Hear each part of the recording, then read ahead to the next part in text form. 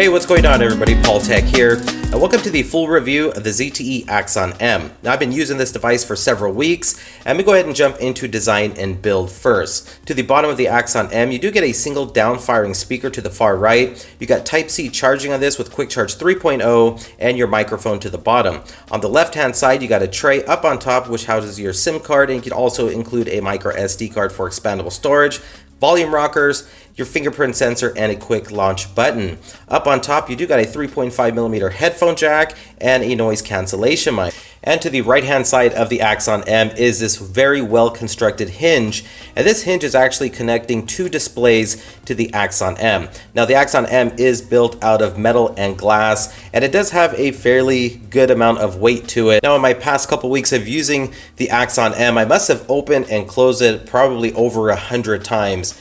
And the hinge doesn't feel like it's weakened or anything like that. No creaking sounds, but you do get this satisfying click every time you open and close the Axon M.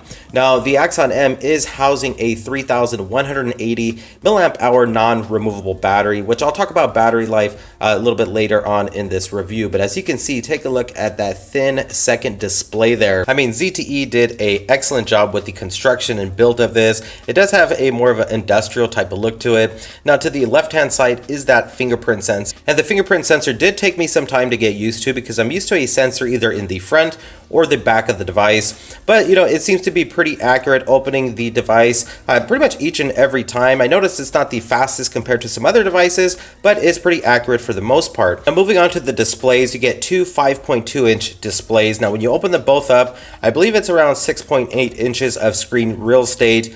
You got a 1080 by 1920 display. I believe this is IPS. 426 pixels per inch, Gorilla Glass 5, notification LED light, and for this being a 1080p panel, it does look pretty good in my opinion. You got decent viewing angles, outdoor visibility. I usually have to have brightness about 80-85%, and pretty much all the wallpapers look pretty good on both displays.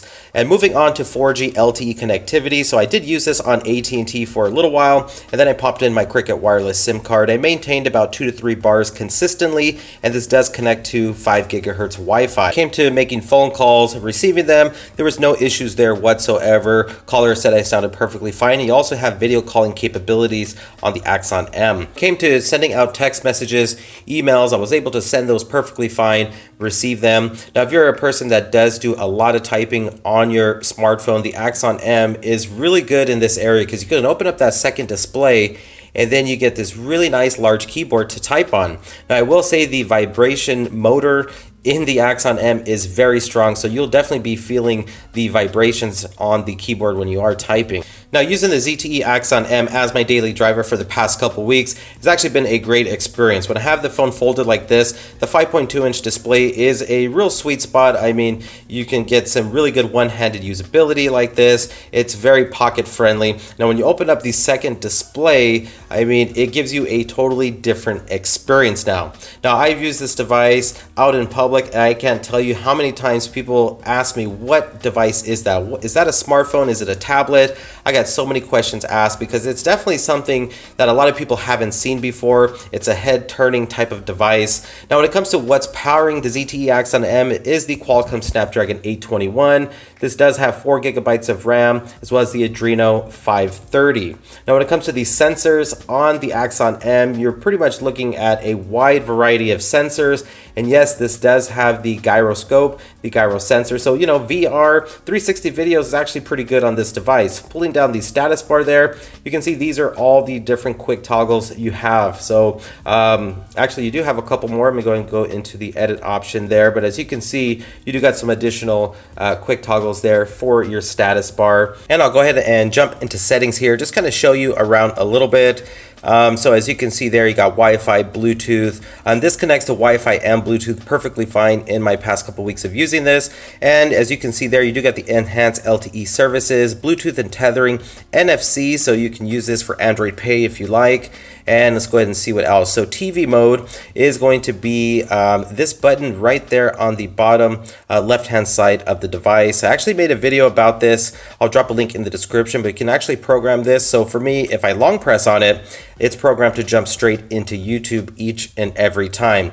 Again, you have the option of choosing YouTube, DirecTV Now, Google Play Movies, and but it works really good, so I really like that feature. Now if I double tap on that quick launch button, it will launch the camera application, and it's been working perfectly fine in the past couple weeks.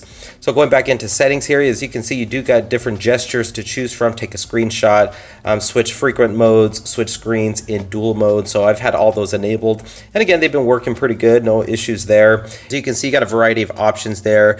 Force apps to work with dual screen, extend mode for all apps, nightlight option, change your wallpaper there, theme. You got ambient display on this. You can also change the display size and pulse notification light as well. And let's go ahead and go into storage now. So this device does have 64 gigabytes of internal storage, which I think is great in my opinion. You can also input a micro SD card and expand the storage, and you can use the SD card as internal storage / adoptable storage. So that is excellent in my opinion. You should have plenty of storage on this device. And this is rocking 7.1.2 Nougat, which is great. You can get all those great benefits that come with Nougat, and this is scheduled to get Oreo in the future. So when it comes to multitasking on the ZTE Axon M, it's a great experience. You got these different modes to choose from. So for instance, I'm in mirror mode right now, where I'm basically replicating what's on one display to the other. So as you can see, I'm on Z Community. So now I am in dual mode, where I can basically have two applications, one on one display and the other one on the other. So I can basically choose whichever application I want to use. This gives you like this tablet type of look and feel to the ZTE Axon M. Gives you a 6.75-inch screen with both of them open, and I really like these modes. They're very useful. I use them a lot. As you can see, I'm basically showing a video on two displays now, and you can actually fold the ZTE Axon M, and this really becomes useful when you want to share content between two people. So maybe you're sitting at a table and one person across from you can see exactly what you're seeing on the opposite display. So it works good for your gallery photos, videos as well. You even have a cool feature in dual mode where you swipe from left or right with 3 fingers to move an app from one screen to the other. You also get a lot of convenience with the Axon M. So for instance, I'm watching a YouTube video or a Netflix movie, I can just send an email, a tweet, respond from the second display. Also, for me as a content creator, I use Power Director on my phone to make all my videos. On my V20, I can't use dual mode. I can only stay in the Power Director app. With the Axon M, that's not the case. You can edit your video, and you can also utilize that second display for whatever else you need. Now, when it comes to the Geekbench 4 test, here is some system information regarding the ZTE Axon M. Now, the scores that I did get was single core score 1,737, multi-core score 4,415. For the AnTuTu benchmark test, it did come in with a score of 150,168. Now, when it comes to gameplay on the ZTE Axon M, this is a great experience. I mean, I had so much fun using both displays to play games. I mean, I could use the single display, that's perfectly fine, but you're gonna have an awesome experience once you open up the second display. Emulator games, pretty much every game off the Google Play Store runs perfectly fine on the ZTE Axon M, and it gives you such a great experience. I know a lot of people refer to this device as like a Nintendo 3DS, and you kind of get that feeling when you are game playing on the ZTE Axon M. And most importantly, I didn't experience any type of overheating issues on the ZTE Axon M. Very little drops in frames, and if you are going to use both displays to game, you will see more of an increase in battery draining compared to the one display, but that's to be expected because you are powering two displays for your gameplay. Now, when it comes to the audio in my experience is great on this device. You got Dolby Atmos, you got a front firing speaker, which is that earpiece right there, and then you also got a secondary speaker, which is the single down firing speaker to the far right hand side. So I think audio is great on this device. I mean, it's a lot better than what I've been using, the LG V20, so audio is good in my experience. Now let's go ahead and talk about the 20 megapixel single camera on the ZTE Axon M.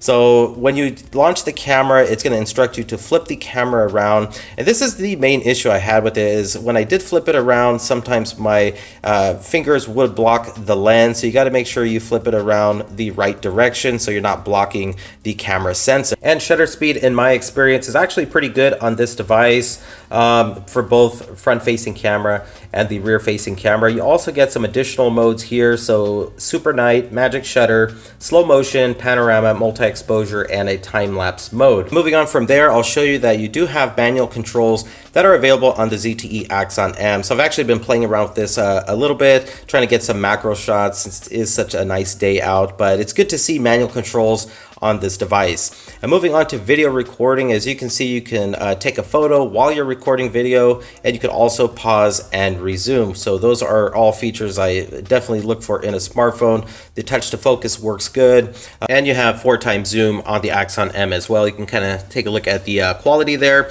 I would say, you know, when you are outdoors, good lighting, it's going to produce some very nice photos and videos. Low light, like a lot of smartphones, can get grainy and you will get some noise in low light scenarios. You also have different filters to choose from here. So you got that monochrome. So if you like to shoot photos or videos in black and white, you do have that option. Next, I'll go ahead and jump into settings. And the settings is the same whether you're using the camera for a front-facing camera, rear-facing. You got video stabilization on this. You can record in 4K on both rear and front facing mode, so that is pretty awesome. Now if you do 4K video recording, you do lose the video stabilization, but it's nice to be able to shoot 4K video on a front facing camera as well.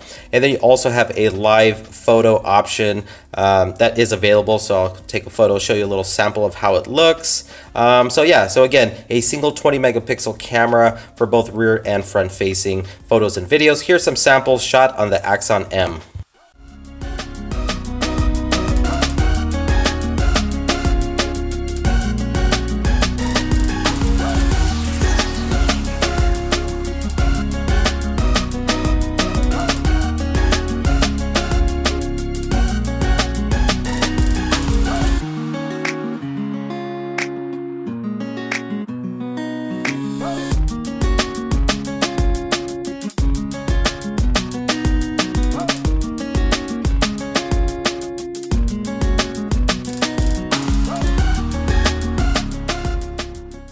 Now when it comes to battery life, the Axon M is housing a 3180 milliamp hour non-removable battery, and battery life is going to vary, just depends on how you use your device. If you're using the dual display often, you'll get a little bit less battery life than if you're using the Axon M on single display. But you do got fast charging on this, quick charge 3.0, so I would average about 3.5 to 4 hours, and the battery typically would last me through an entire day. Well, that's pretty much it for my full review of the ZTE Axon M. I think this is the most interesting device I've reviewed of 2017. I definitely can't wait to see what ZTE brings out for 2018. If you guys enjoyed the review, please hit that thumbs up and please subscribe to the channel for more future videos.